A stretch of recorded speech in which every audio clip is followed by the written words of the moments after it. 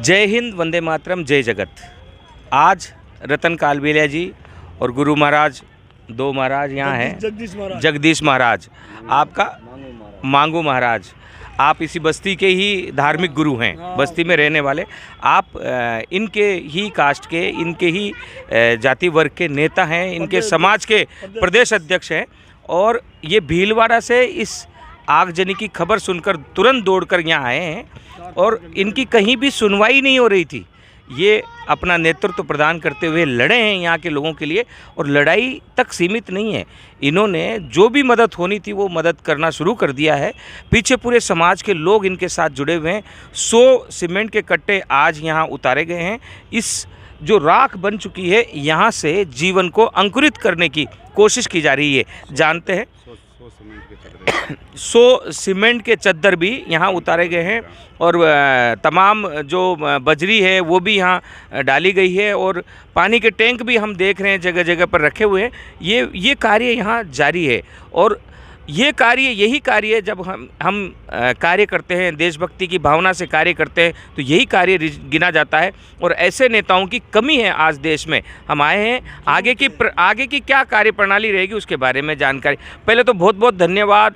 हमारे दर्शक भी आपको बहुत पसंद करने लगे हैं, आपके काम को, और हम जानकारी लेना चाहते हैं कि आगे आपका इन लोगों के लिए क्या संघर्ष रहेगा।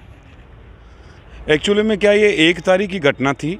1 तारीख से आज 4 तारीख हो चुकी है, मगर सरकार में बैठे हुए जो जिम्मेदार अधिकारी, जिसको मंत्रीगण कहते हैं, ये सभी लोग एक्चुअली में कांग्रेस विचारधारा के लोग हैं। हर बार अशोक गहलोत साहब के नाम से ये लोग वोट करते हैं, और ये इंदिरा गांधी के सपने के लोग हैं। गाडुलिया, बंजारा, कालबेलिया, भोपा, जोगी, इन तरह की जो जातियाँ हैं, यहाँ पर अगले 40 साल से इसी ज़मीन पे निवास कर रहे हैं। इस ज़मीन पे जिन लोगों ने बिठाया, उनका राम शिवराम जी शर्मा था, वो एमएलए थे, और उन्होंने इन लोगों को यहाँ बिठाया। आधे को तो बिठा दिया गुजर की थड़ी, और आधे लोगों को यहाँ बिठा दिया। मगर इन लोगों के साथ अब उन्हीं के बैठे घनश्याम जी शर्मा या उनके जो टीम है गुंडे मुवाली, वो आए दिन इन लोगों को परेशान कर रहे हैं। कह रहे हैं बस्ती खाली करो, नहीं तो आपको ऐसे मार दिया जाएगा, आपको जला दिया जाएगा। तो कहना ही था, और उसके बाद उन्होंने कर भी दिया। मगर 1 तारीख को हमारे बस्ती के मुखिया जगदीश नाथ जी, जिनके पास वो लोग आए, 7-8 लोग थे, 2-3 गाड़ियों में लोग थे। महाराज को कहा, महाराज बस्ती खाली करो। महाराज ने कहा ऐसे कैसे बस्ती खाली करेंगे। ऐसे कहकर 4:30 बजे जहाँ अपन खड़े हैं, जिसके पीछे से दीवार से उन्होंने कोई केमिकल और कोई पेट्रोल जैसी चीज़ डाली, पूरी बस्ती में हवा धुआं हो गया। फिर एकदम आग का गुब्बारा निकला, जिसके अंदर करीब 25 परिवार प्रभावित हो गए, जिसका खाने का, पीने का, रहने का, कपड़े लत्ते, इनकी दुकान, इनकी निगदी, इनके पहनने के जेवर वगैरह, इनके घर में टीवी, पंखा, कूलर, फ्रिज, ऐसे करके जो एक पारिवारिक जो चीज़ें होती है वो सारी की सारी नष्ट हो गई है। ये लोग अगले 30 साल पहले बैठे थे, आज भी उनको वापस 30 साल की स्थिति में वो लोग इनको लेके आगे हैं। कहने का मतलब तो आज हालात ये हैं कि रोड पे रहने के लिए लोग मजबूर हो गए हैं, इनके तन ढकने के लिए कपड़ा नहीं है। तो हमने सरकार से भी गुहार लगाई है कि कोई जिम्मेदार अधिकारी यहाँ आए, इन बस्ती का मूल्यांकन करे, कितना नुकसान हुआ, कितना कुछ इनका हुआ है, और सरकार से अतिरिक्त बजट पास करके और इन परिवारों को पुनः स्थापित करने के लिए सरकार को अतिरिक्त बजट पास करे। मगर मुझे लगता नहीं कि अभी तक कोई बड़ा अधिकारी नहीं आया, ना कोई सरकार का नुमाइंदा आया। इस कारण हम लोग आने वाले सोमवार को, यानी 6 जून को, हम लोग पूरे राजस्थान भर के गुमंतु जातियों के लोग यहाँ एकत्रित होंगे, और एकत्रित होके यहीं हम इसी रोड पे महापंचायत करेंगे।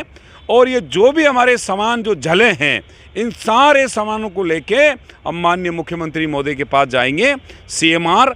हम केवल 2 बजे तक तो यहाँ हमारी महापंचायत करेंगे, उसके बाद प्रस्तावित करके और हम पैदल मार्च करते हुए सीएमआर जाएंगे।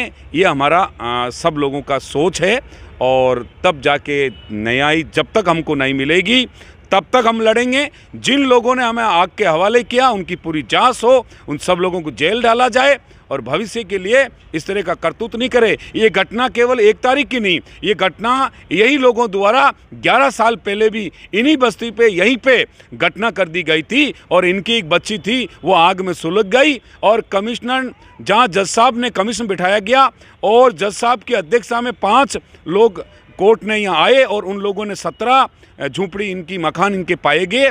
तब से जज साहब ने इनको अस्टे भी दिया और इनको यहीं रहने के लिए भी कह रखा है, मगर इन लोगों को आज बड़ी हालात है कि इनको उसी 30 साल पहले वाली ज़िंदगी में इन लोगों को डाल दिया। बहुत बुरा वक्त है, बहुत बुरा समय है। सरकार कांग्रेस की है, हम कांग्रेस से उम्मीद करते हैं, कांग्रेस के लोग हैं और मैं चाहता हूं कि इन लोगों को न्याय मिले और जब तक न्याय नहीं मिलेगा तो पूरे राजस्थान में हल्ला बोल करेंगे हम लोग, प्रत्येक कलेक्ट्रेट पे, प्रत्येक उपखंड क्षेत्र पे। तो ये हमारी मांग है और मांग हमारी सिर्फ यही, उच्च अधिकारियों की कमेटी बने, मौके पे आए, इनका मूल्यांकन करे और इनको रोज़मर्रा की तरह इनको कोई अतिरिक्त बजट पास करके और इन परिवारों को करीब किसी के परिवारों को लाख 50 हज़ार तो अभी तुरंत प्रभाव दिया जाए।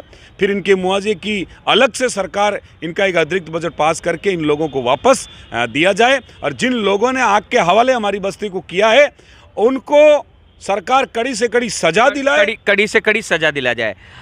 हम आपको एक चीज़ और बताना चाहते हैं, ये लोग भी कांग्रेस के समर्थक हैं और ये जो ज़मीन जिसकी बताई जा रही है वे भी कांग्रेस के पूर्व विधायक रह चुके हैं और कांग्रेस के ही लोग हैं और सरकार भी यहाँ पर कांग्रेस की है। ऐसे में देखना ये होगा कि क्या कांग्रेस अपने परिवार के साथ न्याय करेगा या कांग्रेस वही चाल चलेगा जो अन्य सरकारें चलती है और भूमाफिया का साथ देगा। बहरहाल गुरुजी यहाँ खड़े हैं, जगदीश महाराज।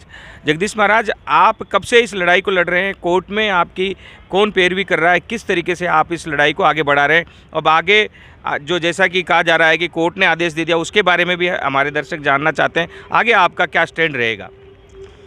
देखो, कोर्ट ने तो आदेश दिया था लेकिन हमारा वकील वो अपील लेने वाले ही था। अभी तो अपील तो 8 तारीख को स्टे टूटा है, 8 तारीख को स्टे टूटा और 28 तारीख को इन्होंने मेरे को धमकी दी है, कुछ सीटें भी डाली इन्होंने, एक टैंकर।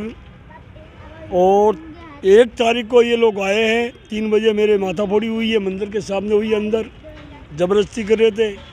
मैंने बोला भाई ज़बरदस्ती आपकी चलेगी नहीं, हमारे पहले हमारे को 1-2 दिन का अपील मिल जाएगी।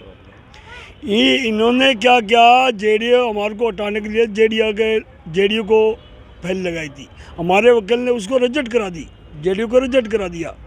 इसलिए वो लोग यहाँ आए, 3 बजे मेरे को धमकी दी, 4:30 बजे यहाँ आग लग गई। हमारे को श्री राम शर्मा ने बैठाया था, इसके पिताजी ने बैठाए थे। आधों को गुजर के दिन बचाए, आधों को हमारे को यहाँ बचाए। हमारे पास लेटर पैड भी लिखा हुआ था इसके पिताजी का हाथ का, लेकिन वो पहली आग लगी उसके अंदर सब ऐसे कैसे, पहले भी ऐसे कैसे हुआ है। जो कहानी है निकल कर आ रही है कि स्टे वेकेंट हुआ और उस वेकेंट के दौरान उन्होंने कब्जा करने की कोशिश की ताकि वो स्टे में ही कब्जा अपना शो कर दें और इस भूमि पर काबिज हो जाएं। लेकिन इनके वकील को अदालत समय देती है, न्याय हमेशा दुरुस्त हो इसके लिए हर पक्ष को समय देती है, लेकिन उस समय के बीच में जो स्टे हुआ उसके बीच में इन्होंने ज़बरदस्ती कार्रवाई की और ज़बरदस्ती कार्रवाई करते हुए यहाँ आग लगाकर इनको दौड़ाकर इनको भगाकर यहाँ कब्जा करने की कोशिश की गई। उस कोशिश में ये जले, लेकिन रतन जी जैसे लोग जिंदा हैं, इनका संगठन आज खड़ा हो चुका है इन गरीब परिवार के साथ और इनका अभी हम आपको बताएंगे कि ये क्या क्या बनाते हैं और कितनी कीमत रही है, उससे आपको अंदाज़ा लग जाएगा कि इनका कितना पैसा। हमने बताया है एक बक्सा पूरा पैसे से एक बाबा का भरा हुआ था, वो जल चुका है। वो जले हुए नोट को रखकर वो परिवार बड़ी ही आशा के साथ प्रशासन की ओर देख रहा है कि वो आएंगे और इसका आकलन करेंगे और कुछ पैसा उनको मिले, लेकिन प्रशासन अभी तक नहीं आया है। हम आपको बताते हैं कि ये क्या क्या बनाते हैं। उसके बाद हम गांधी टीवी की तरफ से भी आप लोगों से अपील करते हैं, आपके पास जो भी मदद आप दे सकते हैं, जो जयपुर के वासी हैं, अगर कोई बाहर का व्यक्ति है तो अपने परिचित को यहाँ भेजें और यहाँ आकर इन लोगों के बीच में आकर परिवार दर परिवार मिलें और इनकी मदद करें। रतन जी के हाथ को मजबूत करें। ये अकेले इतने बड़े बस्ती को दोबारा खड़ा नहीं कर सकते हैं, बहुत पैसा इनका खुद का लग रहा है, लेकिन आप लोग इनकी मदद करेंगे तो ये और मजबूती के साथ इन लोगों के साथ खड़े रहेंगे। जय हिंद, वंदे मातरम, जय जगत।